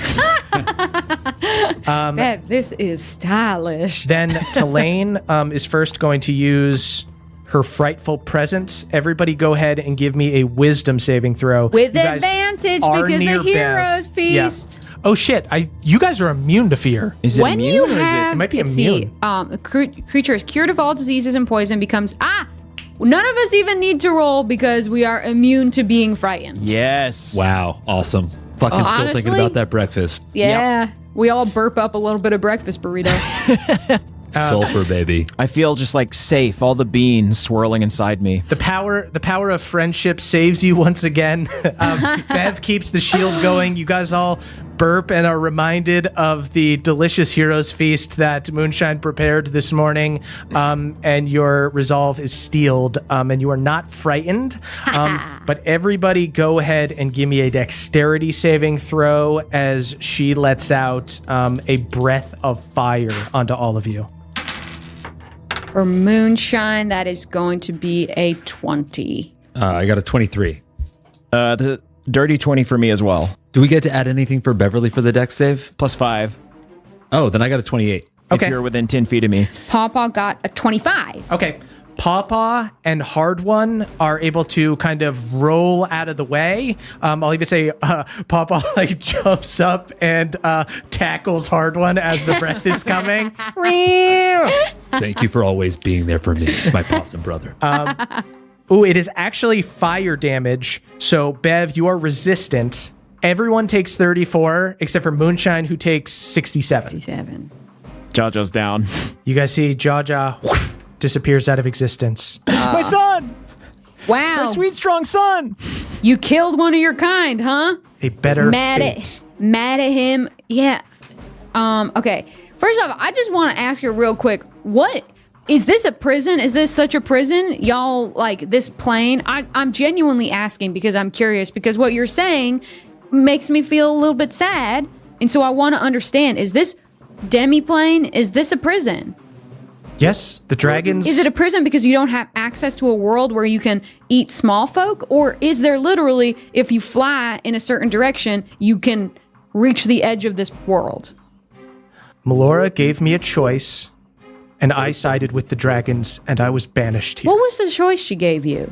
How did she phrase it? I want to understand this from other than just your perspective. She saw wisdom in the gods' original decision to not intervene on the material plane.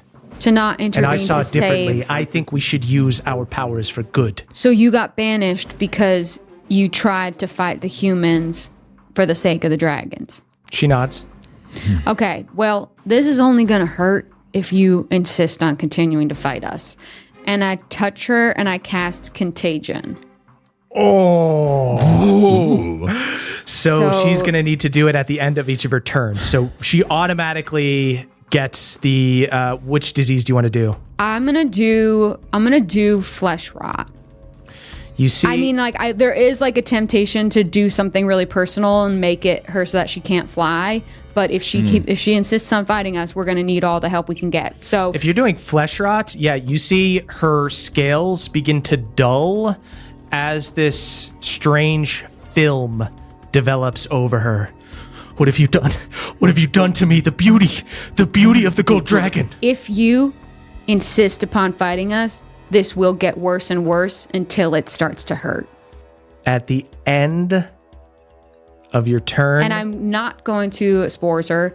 And Pawpaw is not going to attack. Okay. Just to try to make a show of diplomacy.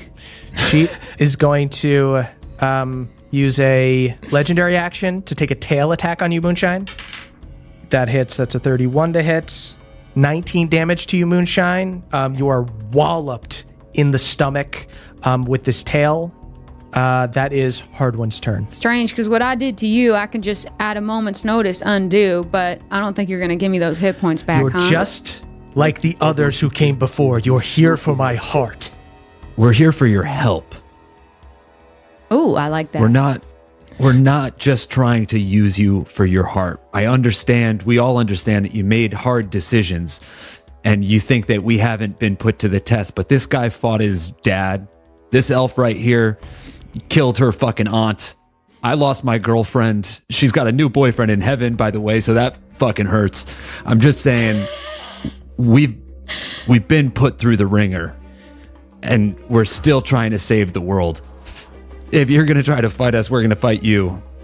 So fuck it. I'm going to swing my hammer at her. No, that's good. That's the right instinct. That is 2 crits. Jeez. Yeah! Wow. And does a dirty 20 hit her?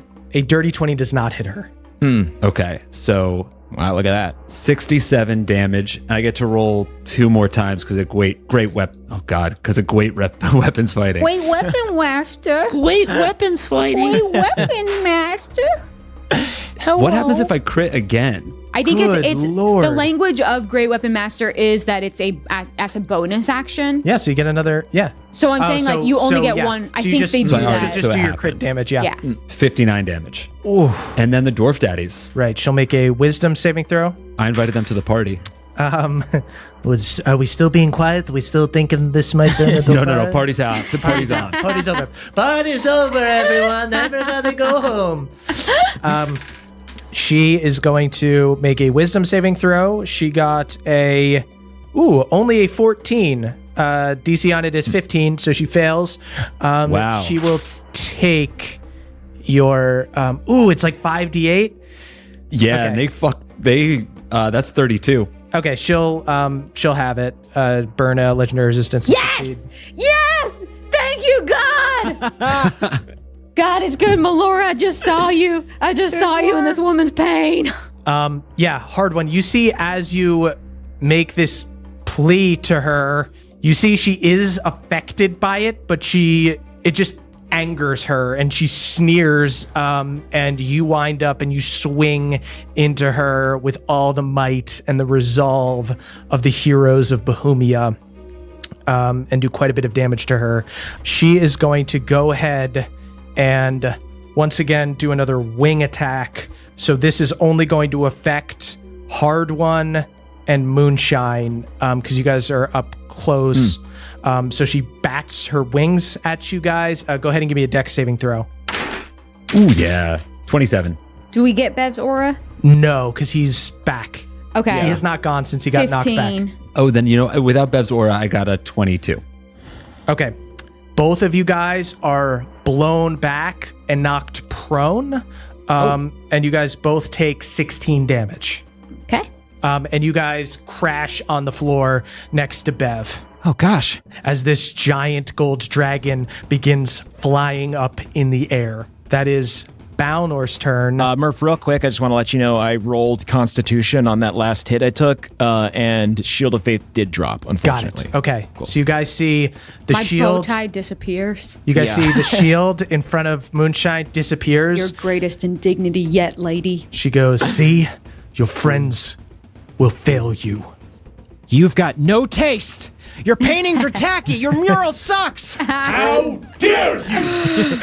That is Balnor's turn. She has, after using the wing attack, she's able to use 15 feet of flying movement. Balnor is forced to throw javelins. Throw them like moonshine. Like hard one through moonshine. Yeah. Tight spiral, buddy. Make them sing. Balnor hits with a John Elway Vortex Javelin for big 9 damage. Actually, it's even it's halved because it's not a magical weapon. Oh, wow. That was embarrassing, guys. Nobody tell anyone I did that. I've come so far, and yet here I am. On initiative 20, we are back up to the lair action. You see she begins glowing gold and gets like the golden eyes that she had before, and her eyes begin to roll back. And then you see a third eye appear in the middle of her head, and you don't know what that does. Did it look like a spell? No, it's a lair action. Okay. That is Beverly's turn. I think I'll just attack if that's okay with y'all. Yeah. Great. Sweet. Yep. She is, you'll need to use Misty Step or something to like fly up into the air because she's up in the air right now. Gladly. I address her. I make my voice as loud as possible and try not to crack. And I say, "Don't you see? We don't want this either. If this heart means so much to you, we'll give it back when we're done. We have work to do. We can't stay in some palace surrounded by sycophants. We have things that need to happen, things that need to be done, people we need to save." And as I'm talking, I Misty Step, and the last line is from behind her neck. Ooh. Awesome. Fuck yes. That is a 22 to hit. That hits. Great. I'll use my last first level smite. Ooh.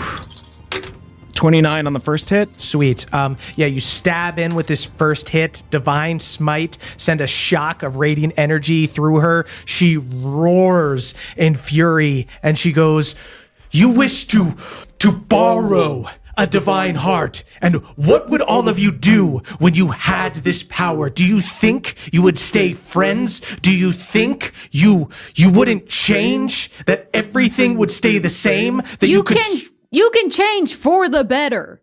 Change is not inherently bad. In fact, it's inherently great. I agree, and that is why I think Melora's indifference is wrong. I saw the dragon's plight, and I took action. We are not necessarily going to do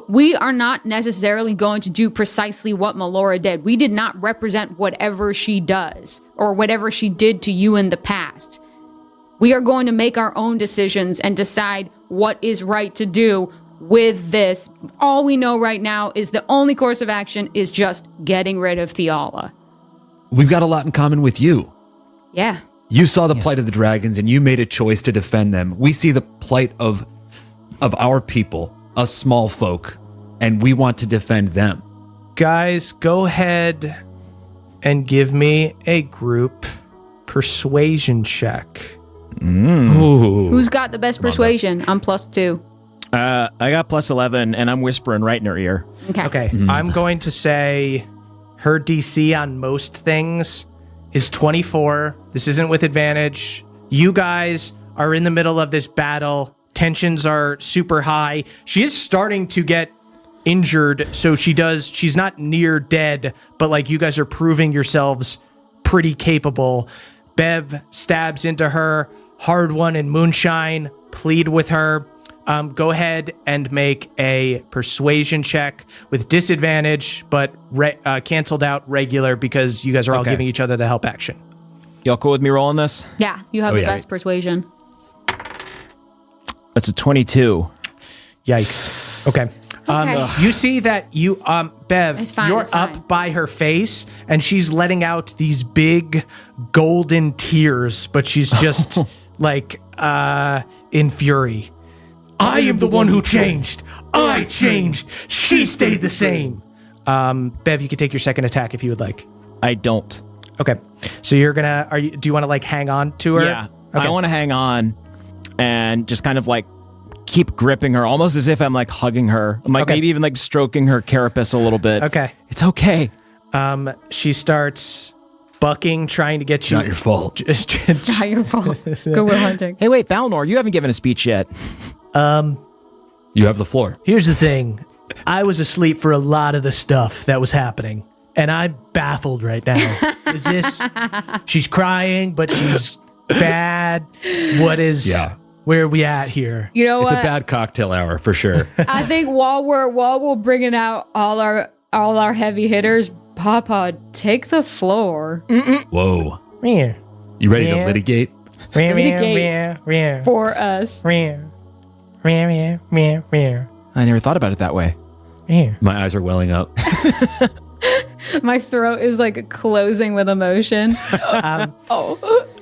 I minor illusion a Kennedy Center honors medal and put it on Pawpaw.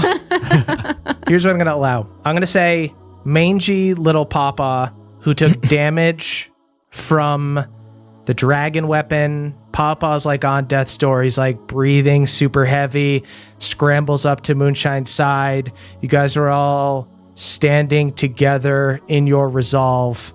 I will give you guys a deal. Ooh. You guys can make another persuasion check. I'll put the DC down to 20 if you guys take a full round of attacking off. If you fail... I'll do it. You know we gotta. Okay, so you guys all circle up. You lower your defenses. Go ahead and give me a persuasion check. And if we fail, she does a full round of attacking us with us doing no response. Correct. Wow. Okay. Come on. Everyone. Bohemia. Here comes that nat. 20. That is a nat 11 plus 11. That is 22. Even better. Shout out to the two crew twice. Nice. She's pretty dang messed up. You see she leans forward to like snap at you, Moonshine. Fight me! Fight me! You see tears coming down. We've said all we need to say. We've done all we need to do.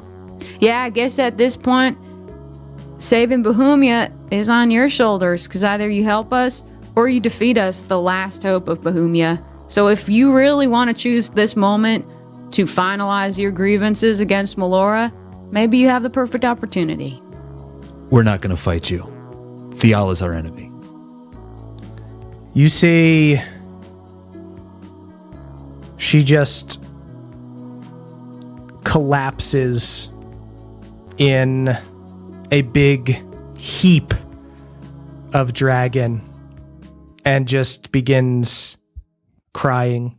I would love nothing more than a Bohemia with dragons in the sky. Fuck yeah, that sounds awesome to me. Do an insight check on me. I guarantee that is an upgrade. Yeah, dude, Bev, cast Zone of Truth on me, but only ask me about the dragons. You see, she's got the big, like, golden tears in her eyes, and she goes, I believe you. If you were a dragon rider once, you know better than anyone that there can be an amazing relationship between small folk and dragons. If I help you, I would ask for one thing. Go ahead. I would like an audience with Melora. I could definitely make that happen. I think I just got some good graces from her when I saw her. I gave her a little boon. I think she's trying to pay me back, and I don't have anything else to ask of her, so that'll be what I ask for. She nods. And then you see slowly her scales begin to shimmer gold as she begins shrinking until she returns to her humanoid form. You see this Eladrin woman holds her hand out, and in it floats a glowing yellow rock, a piece of Melora's divine heart. I will miss the sky, but perhaps if you can do some good with this, it will undo any damage that I've done. You're a druid. You don't ever have to miss the sky. She smiles and nods. Is it like Play-Doh that you just grab a chunk, or? It's a little bit like Play-Doh.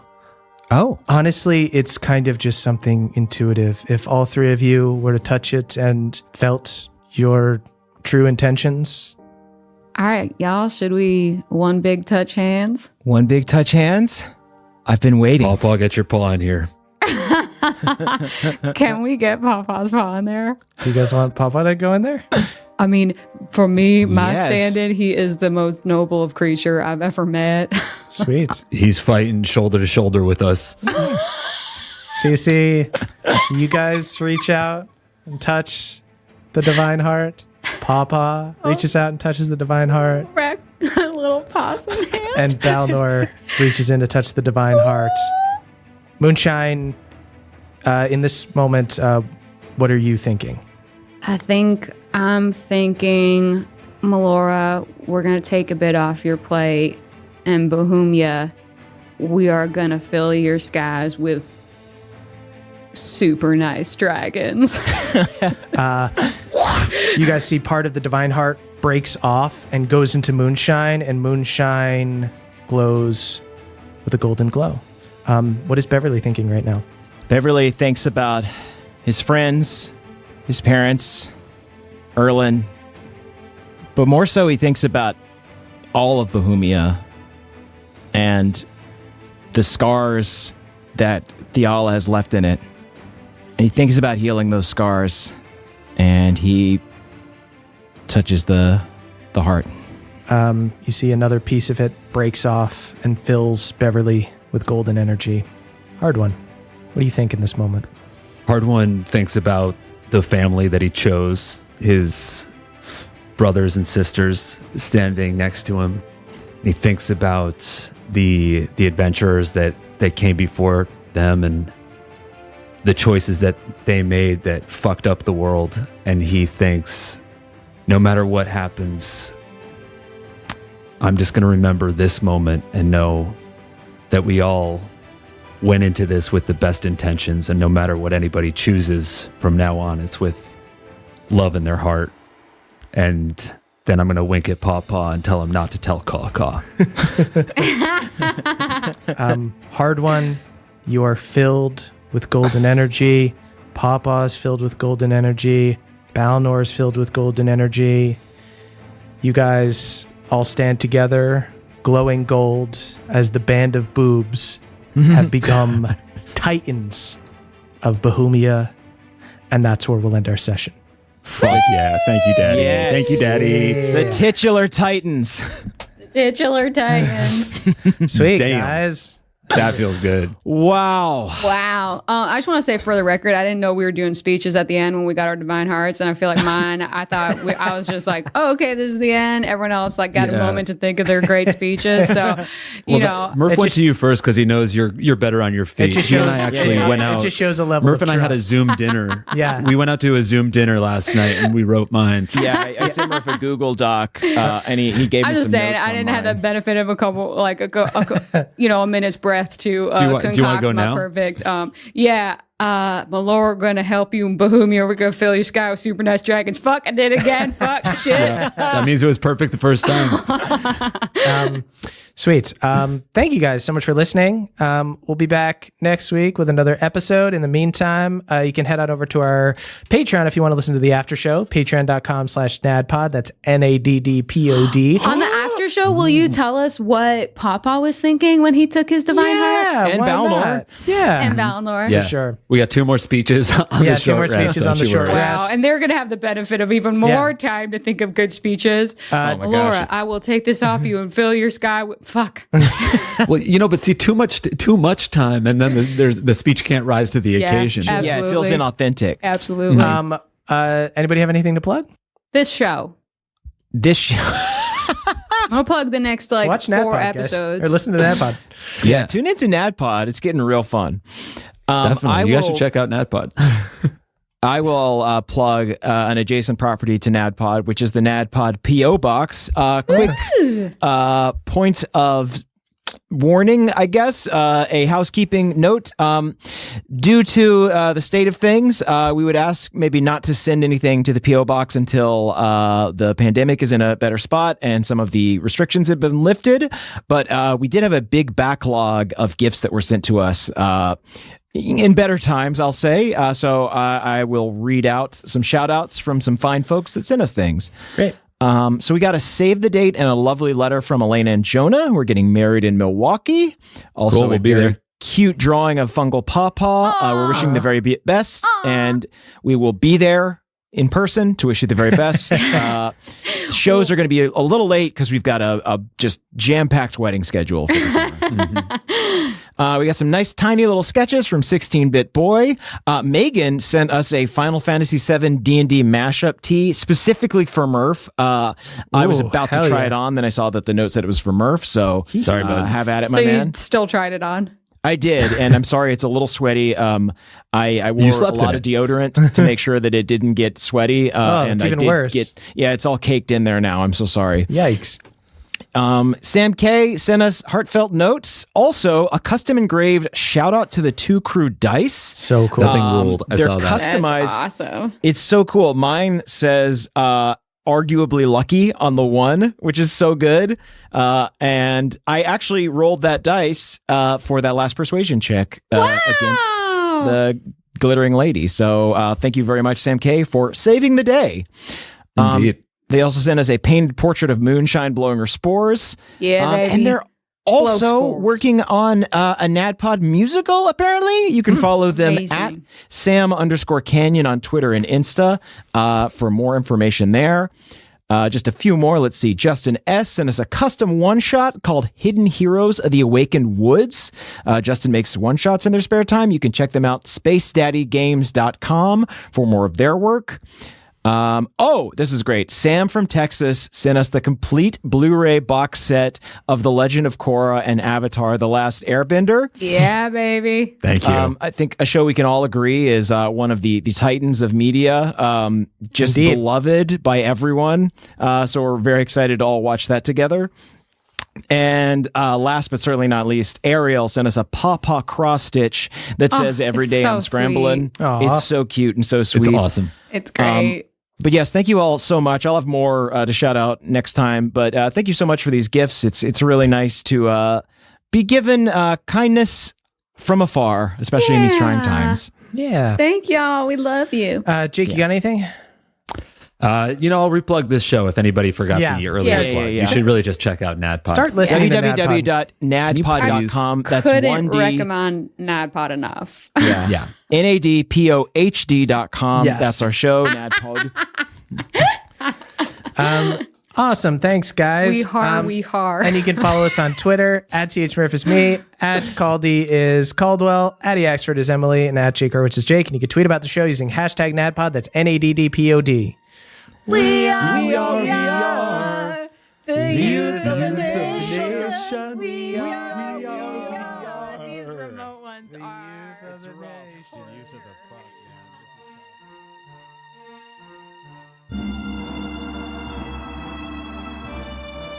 Hello, friends. Caldwell here. It is the end of our show, which means it's time to shout out our benevolent Council of Elders. Let's get right to it. Brad D., Dylan B., Danny P., Steelbreaker, and Samuel B. Cordon Blue's backup dancers. They all have scaly six-packs, wear matching bow ties, and their shows at Smuggler's Bounty are booked solid for the next 3 years. Good luck getting in. Beardman Dan, Adam R., Danielle the Dastardly Dame, Alucard, and Alexander T. The Glittering Lady's 5 enchanted forks. She was planning on turning Luna into a 6th fork so that she could finally have a proper dinner party, but it would seem that fate had other plans. Haldor Frostback, Jordan DJ, Jeffrey S., Cutter W., and Andrew M. The Band of Boobs speechwriting team. They each have a 30 in charisma, and their holy symbols are just Emmy and Oscar statues that they've won for their work. Congratulations, y'all. Really outstanding job. Schubert the Mushroom, Elena C., Mixologist Michael McD., Balnor's Boy, and Michael C. Primal Eladrin, who went to dragon riding camp with Tulane back in the day. They all encouraged her to go pro and are super regretting that decision right now. Justin I., Jacob C., Elena M., Dana G., and Paul G. 5 other kobold servants who were preparing a beautiful dinner for the Band of Boobs. Ironically enough, it was chicken cordon bleu. Less ironic, the meal was extremely poisoned. Damiel R., Destin C., Jibe G., David T., and Aaron Sully, a crew of Dragonborn guards that snuck aboard the Stormborn and ambushed the Dwarven crew. With a 6-pack of beer and some tunes. That's right, they're having a party and are currently all laughing at the drawings hidden in Hard One's secret compartment. Sergio Salazar Zacharias de Sequani, Michael L., Trele the Crayfay, Jory S., and Pup Thoth. Chosen soldiers who all had their essences infused into trombones during the Glittering Lady's brief-lived ska phase. Adam H., Ryan, Aaron G., Jake L., and Michael M. The Glittering Lady's glam squad, who honestly goes home covered in glitter every night. That shit is hard to wipe away. Big Buck, Richard X Machina, Sam L., Troy McC., and Drew Nasty. A group of Dragonborn undead. How cool is that? To have both born and dead in your name? Also, they can wield two-handed weapons with one hand, which is pretty tight. Josh S., Nicholas C., Austin C., Kristen P., and Axel A. A friend group of enlightened swords. They have tons of stimulating banter, and all their group hugs deal slashing damage. Aw, cute. Mike H., Matthew E., Angel Gamer, and Catherine S. Barrett Brisden's estranged children. Somewhere, far away, they all just felt a sense of peace, closure, and cosmic retribution, but they don't know why. TJM, the Gnome Barbarian, Trask the Traveler, Robert F., Paul and Megan the Twins, and Hunter R. Wolf Team 6, an elite squadron of werewolves who just infiltrated the ceiling of the Glittering Lady's castle and are on their way to save Luna. Godspeed, my furry friends. Zolo Dolo, Nick B., Burley T., Panama James, and I Am the Atlas. A pantheon of possum gods who has been quiet until now. But now that another possum has become a god, they may have to intervene. Watch your back, Pawpaw. Colton B., J., CC Lulu, Aiden R.H., and Robert P. A class of Aasimar teens who are rebelling against being fallen angels by just becoming angels all over again. Timmy R., Blitzkrieg Dimitri, J. Dragonborn, Zach C., and Digital Burn 101. Kobold butlers responsible for cleaning up the Glittering Lady's giant golden tears. Unfortunately, they are gooier than you'd think and also totally worthless. Lucas B., Jordan L., Talith X., Mateo C., and Casimir the All-Knowing. Tulane's assistants who actually did all the work creating her massive mural. Tulane's version was just a bunch of stick figures and bubble letters that said, Dragons Rule. Kaylee Elise, Barnesonator, Christian A., Yins Christian T., and Luke H., a group of lesser djinns in the service of the Glittering Lady. They're responsible for squeezing the essence out of fruit and vegetables and infusing them into smoothies to ensure that the lady's complexion continues to glitter. Devin W., Shanoa B., Jared E., Persephone, and Eric McD., the illusory architects of the Glittering Lady's mansion. You'd think the golden toilets would be too chilly to sit on, but they're actually a toasty 76 degrees. Truly, these folks are the masters of their craft.